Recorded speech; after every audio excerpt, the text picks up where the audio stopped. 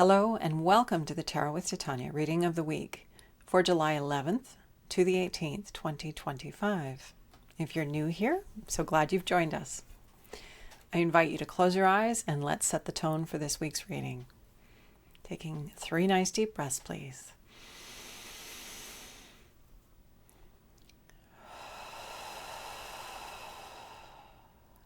With each breath, bringing ourselves into sync across time and space.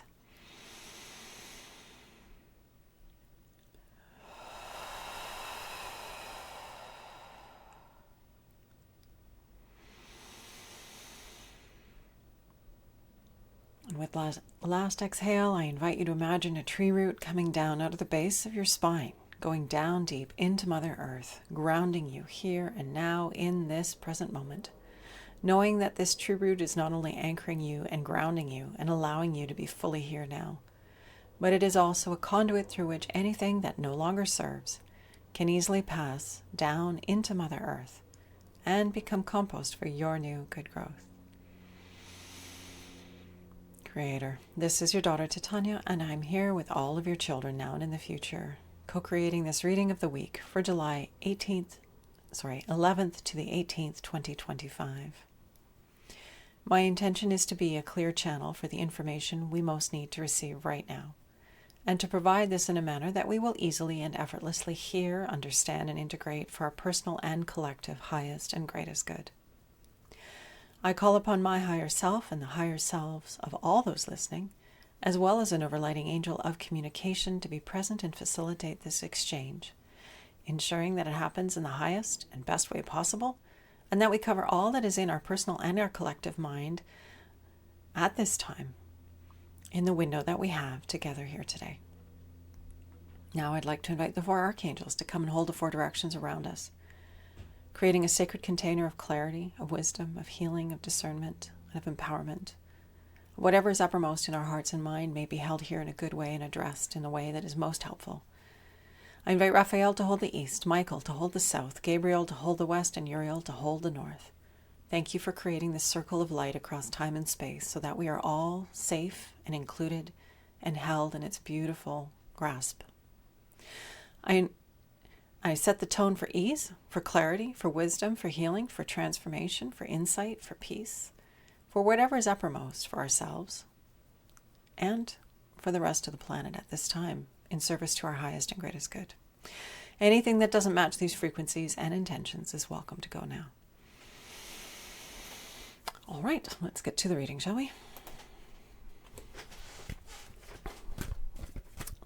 Okay, Creator, what is it that we need to know this week for our personal and our collective highest and greatest good, in service to our light, in service to our service, in service to more love on this planet, more life happening, and more good unfolding? What would be most helpful for us to know, Creator, so we can line up in good ways with this energy and add our vitality and life force and direction, our yes to the collective yes in wonderful ways. Okay, and be supported in that. We're starting with the Temperance card in the position of the past, which is always the position of where we come from, information from our past that's relevant now and into our future. It's a major arcana, which has to do with our soul growth, our evolution. So they're pay attention cards when they show up. And the Temperance card, we have this human is receiving water from the angel of life, and the water of life is being poured into their vessel, and they're saying, whoa, that's lots. My vessel is full. I'm good. So this card is about balance, is about paying attention to ourselves, is knowing when we've hit our limit and how to set a boundary around that, about saying, hey, that's good. My cup is full. My plate is full. I'm going to just work on what I've got for now. That's enough. This understanding of our limits, this understanding of where we've come from, and that we've learned how to hold this boundary in one area or another of our lives, it doesn't matter. It's just that reminder that we do know how to do this. We do know how to pay attention and how to set a boundary. That's important now going into the present and into the future this week. We need to be coming from a place of self-awareness and groundedness and presence so that we are not overdoing anything, so that we are not leaving ourselves too thin for life, for the things we really want to be doing. We need to be able to say, you know what, I can't take that on right now. There's enough on my plate, and I can't even do the stuff that I've got on my plate well. If we're in that state, we really need to learn to set a boundary and to be discerning about what are we taking on, and is it in alignment with our highest and greatest good? Is it in alignment with our yes? Because if we're chasing things that are not a yes, or if we're taking things on that are not a yes or not part of our calling, then we're going in the wrong direction. We're not going towards more life for ourselves. We're going away from that, away from more enthusiasm, away from energy, away from our life force, our vital unfolding. So we need to be paying attention. We need to set healthy boundaries. We need to be conscious about what we're doing with our energy. So these lessons around these kinds of energy are important right now. The other octave of the Temperance card is verification. So this is also giving ourselves permission to sample life, to try things on, to see how they fit. Many of us are familiar with that from our high school days. Those were the days when we would dye our hair funky colors, pierce parts of our body, wear clothing that we wouldn't otherwise wear, just to try things on and see who we are. And that's part of that plate of life, or that vessel that we each have, and discerning who are we going to be? What are we going to take on? What feels most congruent and aligned for us as individuals? So that verification is really important part of our discovering our yes, and saying yes to our yes and no to things that don't fit. And sometimes something fits for a while and then it goes away. It's no longer a fit, and it's okay for us to change and adapt and grow. So good to remember that as we're going forward, that it's okay for us to sample life. It's okay for us to go out there and try things to discover if it's part of our yes or not. And sometimes things are a stepping stone to more of our yes. It might start with basket weaving, and then we go to basket weaving and we meet somebody wonderful, and maybe we love basket weaving, but it's not as exciting as weaving. And then we get into weaving. Silly example, but you get the drift.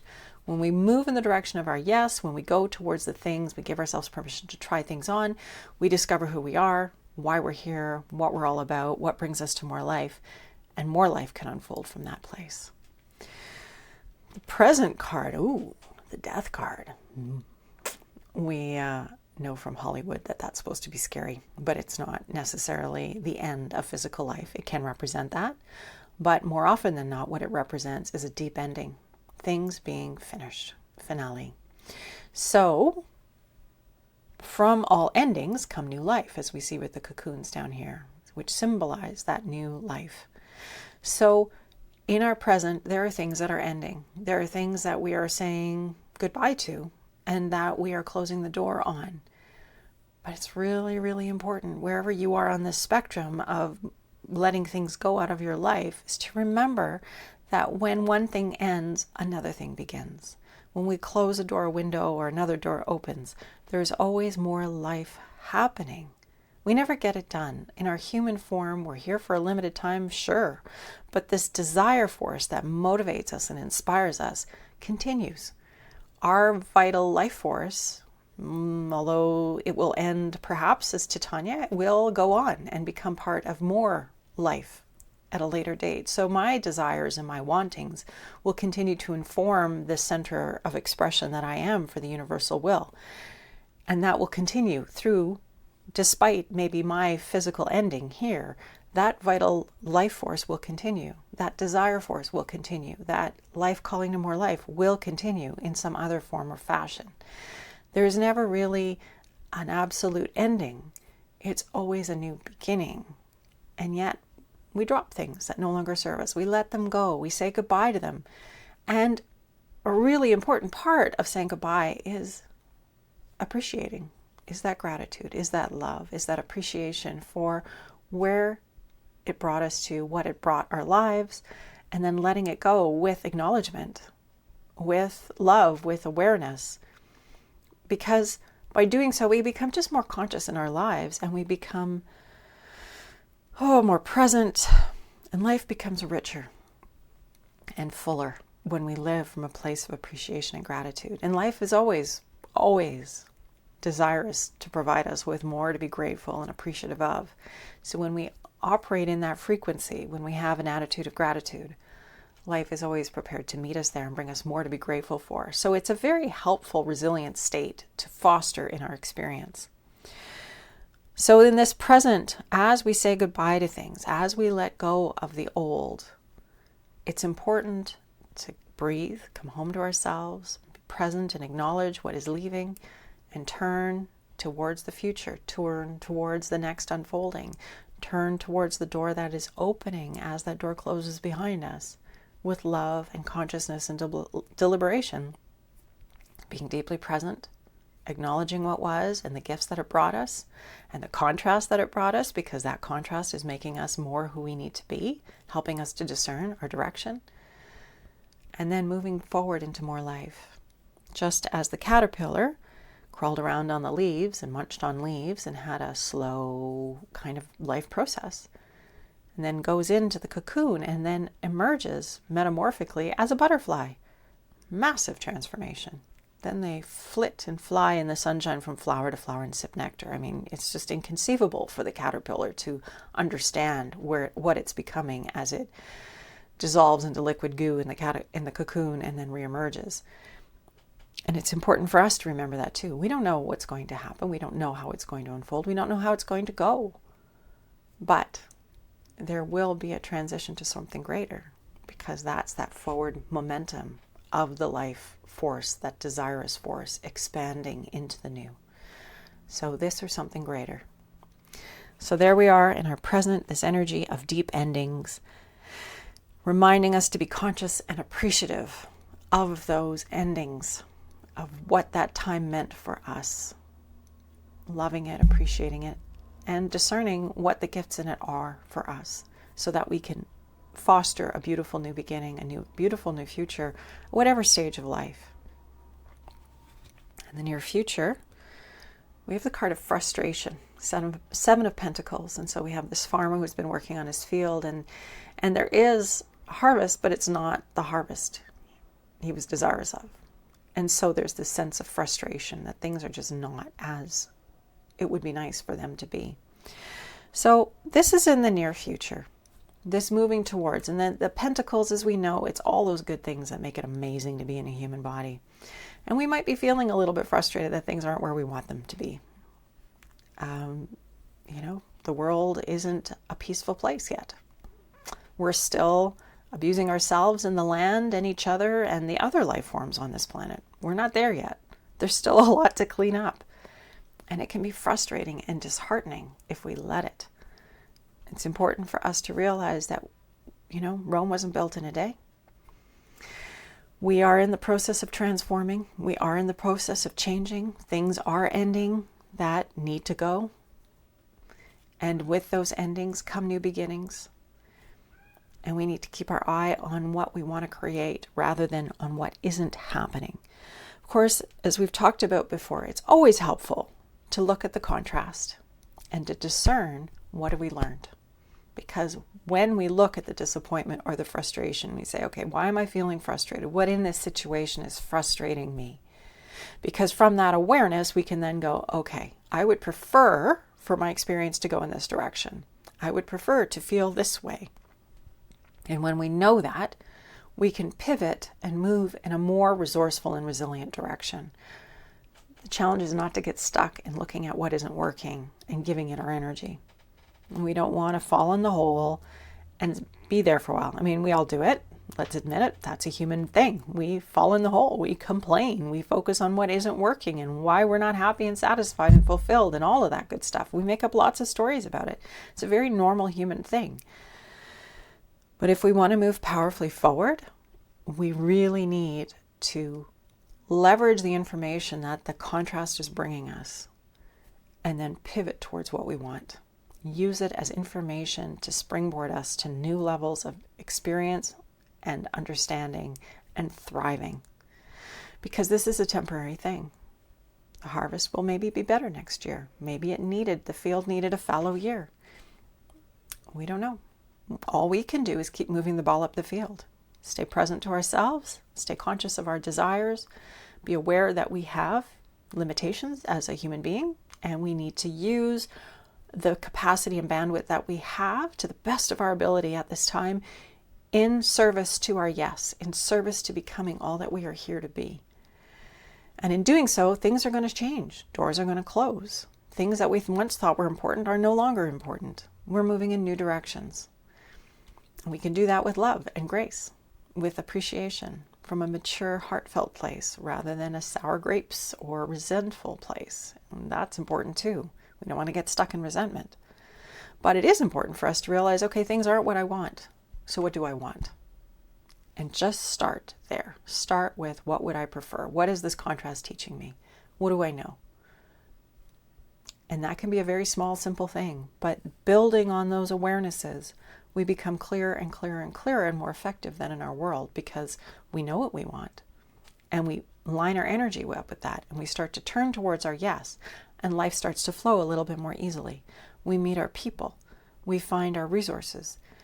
And people want to support us because we're lined up and we're full of energy and we're excited. And boy, that is attractive. People want to be with people who are on their path and purpose, not swimming against the current. Foundation card, why we're having the reading this week. Another major arcana, we have the Emperor. The Emperor is the quintessential patriarch of the deck. He sits on a very wide throne at the base of a mountain. The number is 4, the most stable number. The square is the most stable of the Platonic solids, that collection of geometric forms. So there's this quality of stability, of structure, of comfort, of well-being. The Emperor sees clearly. He looks into his domain. He sees his people. He sees his resources. He knows how to put things together so that everyone is thriving.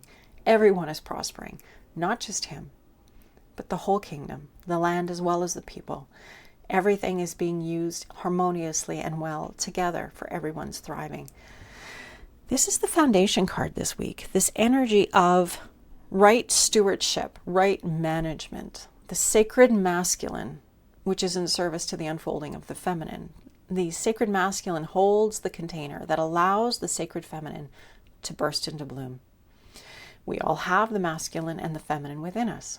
It's very important to distinguish that and understand. And if we're a little bit out of balance, well, maybe it's time to correct that. And the time that we're living through right now is really bringing our stuff to the surface, to be cleaned up, to be released, so that we can be cleaner and clearer and able to move forward in our lives in the best way possible. And if we're not doing that work, it could be frustrating. If we're not cleaning it up as we go, we're doing the same thing over and over again. And the definition of that is insanity, of course, as we know. But the foundation is this wonderful, stable energy, creating a foundation that allows all of us to thrive. The sacred masculine in service to the sacred feminine. And that's internal as well as external. How do we hold space for ourselves? How do we honor ourselves? How do we create good containers where we know, okay, that's our limit right now. We're not taking anything else on, and being able to say no, being able to put a boundary. That sacred masculine is really, really important to protect our internal sacred feminine, the creative, generative, life-giving love potential that each of us carries within us. So how are we allying within ourselves? What is our dance like with our inner feminine and our inner masculine? And are we creating a solid foundation from which our sacred feminine can bloom and emerge and do her creative, generative work? Because, as I said, we each have these inside of us. We need to complete ourselves first, and then we'll be met in right relationship with those around us. But that inner work is first. So it's very interesting. We have this lovely energy of knowing our limits, setting limits, being open to trying things. We always also probably have a pretty good idea what we don't want to do. I'm not particularly into monster truck rallies or auto mechanics. So I know that. I can take that off my plate unless for some reason one day I wake up and I'm incredibly passionate about it or interested in it for some reason. It's okay for us to go towards the things that interest us, but to do it wisely without wasting our resources, our, as I said, our energy, our bandwidth, that vitality, that vital force of who we are. Endings. Sometimes things need to end to make room for the new. We are not the same person through our whole lives. We change. Every experience that we live through transforms us. And we change. and doors close.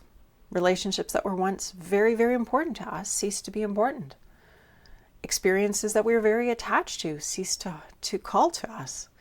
We no longer have the same response to things. And that's a natural and normal part of the evolution of humanity, of being a human being on the planet at this time. We are not static. We are not stagnant. We don't stay the same through our whole lives. And if we stop growing, then we suffer. Things do not work very well if we do not embrace our growth and the things that we're being called to, letting go of what's obstructing us and moving towards more light and flow and ease and grace. So things need to die in order to make room for more life. And that which dies creates compost to support new life. It's this incredible experience on this level of experiencing things, being in bodies at this time. That's how it flows. Then the possibility of frustration. Things not going exactly as we want yet. And it's important to realize that will be a continuing experience as human beings. We're refining life as we go. And maybe once upon a time, the experience that you're having now would have been the bee's knees. But maybe now, in this moment, there's a dissatisfaction. There's a desire for more. And that desire is what pushes each of us as individuals and the collective field of humanity forward. We never get it done. We just keep moving towards more experience. Of course, we can't just live for the desire. We have to appreciate where we are and love where we are and appreciate the distance that we've covered, this loving what was, so that we can turn and pivot towards the new and take in the experience and use it as information, use it as a springboard for more self-awareness and awareness of the world, so that we can be more effective at creating what we do want to create, because we are generators. We are the ones making this life happen. And we're co-creating. We help each other. And wherever our set point is what we're pulling in. So pay attention to that. That's why it's so important to do that attitude of gratitude, or a practice of some kind that elevates our inner energetic set point, because that's where life is going to meet us. And our foundation, the Emperor, this strong masculine foundation, creating healthy boundaries, being there for ourselves, saying no to what is not relevant to us at this time, saying no to the excess, cleaning things up, having a plan, working the plan, holding space for the sacred feminine, being in right relationship within. In this context, we're starting with the masculine. The masculine creates the space for the feminine to show up, the nest, the structure, the space.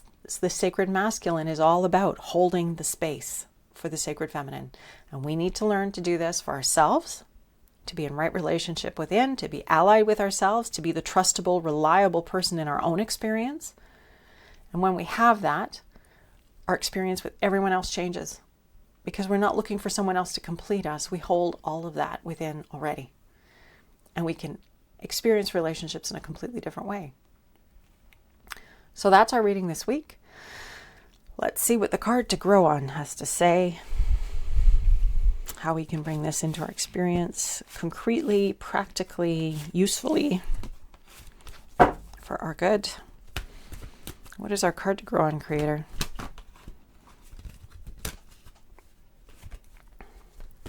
For our right relationship. We got the Lovers. Let's see if that happens again. Card to grow on for the week of July 11th to the 18th, 2025. For our good, the good of everyone who is here, adding their energy to this reading, and the good of humanity at large. The Hanged Man. Well, lots of major arcanas this week. Must be in a growth phase. Okay, the Hanged Man. Pulling ourselves up by our bootstraps so we have a new perspective. We each have the capacity to do this. We are not stuck. We are not limited by our current standing, by past standings. We always have the ability to have new distinctions, and from those new distinctions, opportunities happen, doors open, things move in new directions. The Hanged Man knows that by pulling himself to a new direction, he's seeing his experience in a new perspective, and that's giving him insight into his experience. By pulling himself upside down, the blood is flowing to his head. He has more energy to his brain, and he's able to see things differently. Plus, it can be kind of fun to take a new perspective. It helps us to break up the status quo and to think about things in a more resilient and resourceful manner. So, what kind of perspective do you need to bring to your life experience at this time? Reframe anything that you're going through from the place of, it is in service to my highest and greatest good. How is it in service? Let's get curious about that. What do I know now that I didn't know before? What do I want? Well, as we've talked about, contrast is brilliant at indicating what we do want, what our preferences are. And with those distinctions, we can choose differently. We can make a new decision. We can move ourselves in a new direction. We can take our power. That's what the hangman does. The hangman deliberately changes his perspective to have new understanding and insight. And we too can do this. And that's our card to grow on this week. Giving ourselves new perspective on our experience so that we are resilient and responsive, empowered, strong, capable, and moving powerfully forward in our lives. Understanding that life doesn't just randomly huck stuff at us. We're vibrating at a certain frequency, and so we're pulling this stuff in. And what is it teaching us? We're not victims. We are powerful creators. And if you don't like what's coming into your field, maybe it's time to just stop and look at it. Give yourself new perspective. Give yourself permission to look at it differently and say, okay, if everything in my life is for me and for my good, how is this serving me?